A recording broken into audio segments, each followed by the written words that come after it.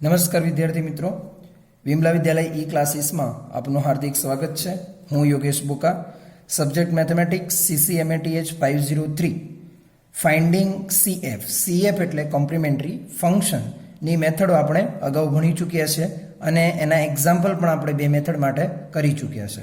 હવે next example તમારું જે છે એની સ્ટેટમેન્ટ છે 4d² + 4d + 1y બરાબર 0.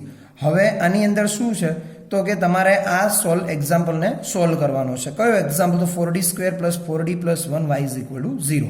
હવે મેં તમને કહેલું છે પ્રમાણે કે આપણે કોઈ પણ એક્ઝામ્પલ આવે તો કે d/dx, આ d છે એને શું લખીએ છીએ? d/dx. તો એને ઓક્સિલરી ઇક્વેશનમાં m માં આપણે પહેલા કન્વર્ટ કરશું. તો કન્વર્ટ કરશું તો શું લખાશે?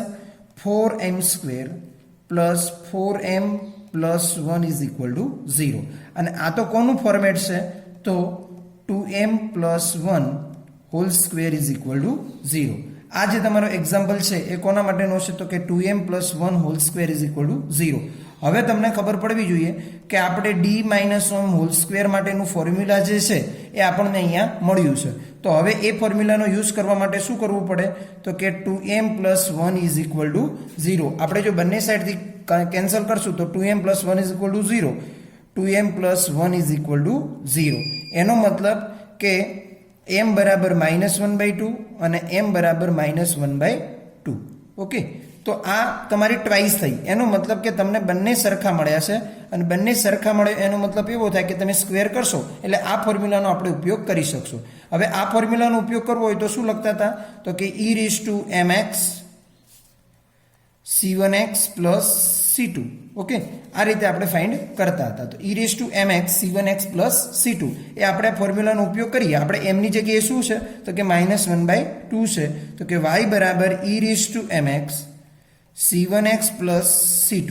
ઓકે, e⁻mx m ની જગ્યાએ કેટલા છે? 1/2x c1x + c2. તો ફરીથી ધ્યાન આપજો, આપણે 4d² + 4d + 1y બરાબર 0 તો ઓક્સિલરી ઇક્વેશન છે. તો 4m² + 4m + 1 = 0. આ શું કર્યું મેં? તો એની ઓક્સિલરી ઇક્વેશનની અંદર કન્વર્ટ કર્યું. ઓક્સિલરી ઇક્વેશનની અંદર કન્વર્ટ કરવા માટે શું હતું? તો કે d ની જગ્યાએ આપણે શું મૂકીએ છીએ? m મૂકીએ છીએ. તો m મૂક્યા પછી આ કોનું ઇક્વેશન છે? તો કે 2m + 1 હોલ સ્ક્વેર કરીએ તો આપણને ફોર્મેટ મળશે. તો 2m + 1 = 0, 2m + 1 = 0. હવે આ ફોર્મેટ પ્રમાણે જઈએ તો કે m ટ્વાઇસ થઈ ગયું અને ટ્વાઇસ અને રિયલ નંબર માટેનું ફોર્મ્યુલા શું છે? તો કે y બરાબર e⁻mx c1x + c2. હવે mx છે તો કે m ની જગ્યાએ શું લખાશે? તો કે -1/2x c1x + c2. તો આપણે આ ત્રીજી મેથડ જે હતી આપણી એ પૂર્ણ થઈ. હવે નેક્સ્ટ એક્ઝામ્પલ આપણે લઈએ છીએ એ સોલ્વ d²y/dx² + a² y બરાબર 0. આ તમારો નેક્સ્ટ એક્ઝામ્પલ છે. હવે જો મેં તમને જે પ્રમાણે કહ્યું છે પ્રમાણે કે d/dx એટલે શું લખાય? તો કેપિટલ D. તો ફર્સ્ટ આપણે we have given differential equation લખી દઈએ. તો શું લખશું? we have differential equation. એને કઈ રીતે લખી શકાય? તો d² y + a² y = 0. કેમ? તો કે આ d/dx છે એને આપણે d લખીએ તો d²/dx² ને શું લખાય? તો કે d² લખાશે. બરાબર? તો d² y + a² y બરાબર 0. હવે આની અંદરથી d² + a² y બરાબર 0. હવે d² + a² y બરાબર 0 છે એનો મતલબ ઓક્સિલરી ઇક્વેશન આપણે કન્વર્ટ કરીએ. હવે હું લખતો નથી, તમારે લખવાનું. તો auxiliary equation that m² + a² બરાબર 0.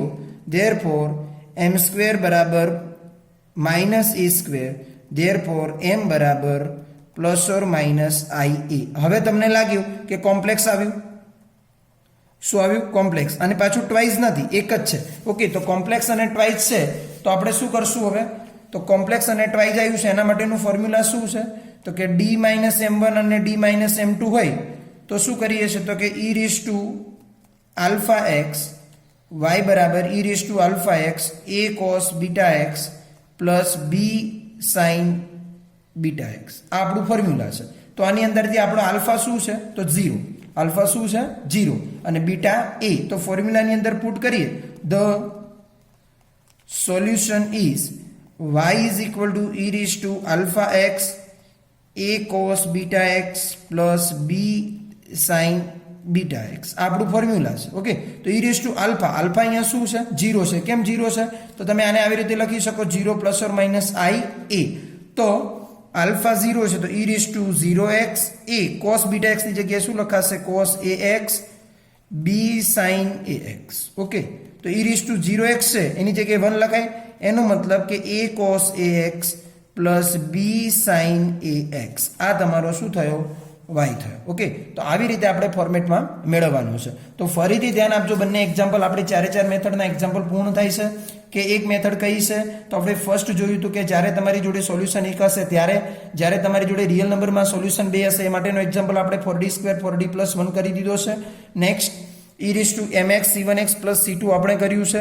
અને એનો આન્સર આપણે લાવવાનો પ્રયત્ન કર્યો છે કે e raise to 1/2x c1x + c2 અને next d2y/dx2 + a2y = 0 d2y + a2y = 0 લીધો પછી શું કર્યું તો કે y કોમન લીધો આ d2 કઈ રીતે લખ્યો એ જ બરાબર ફરીથી ધ્યાન આપજો કે d2/dx2 = કેપિટલ d2 થાય કારણ કે d/dx = કેપિટલ d થાય તો d2/dx2 બરાબર શું થશે તો કે d2 હવે d2y + a2y = 0 તો y કોમન લઈએ તો d2 + a2y = 0 હવે ઓક્ઝિલરી ઇક્વેશન મેં તમને કીધું એ પ્રમાણે કે ઓક્ઝિલરી ઇક્વેશન તમે કરશો તો શું થશે તો m d ની જગ્યાએ m મૂકશો તો m² + a² = 0 હવે a² આ સાઈડ જશે તો માઈનસ થશે હવે આનું રૂટ કેન્સલ કરશું સ્ક્વેર રૂટ લઈશું તો plus or minus i a હવે કેવું મળ્યું તો કે કોમ્પ્લેક્સ રૂટ મળે કોમ્પ્લેક્સ રૂટ મળ્યા પછી શું થશે તો કે તમારો જે આલ્ફા છે m કહી દઈએ આપણે m તો 0 + ઓર માઈનસ i a થાય હવે સોલ્યુશન શું છે તો કે d - m1 અને કોમ્પ્લેક્સ રૂટ હોય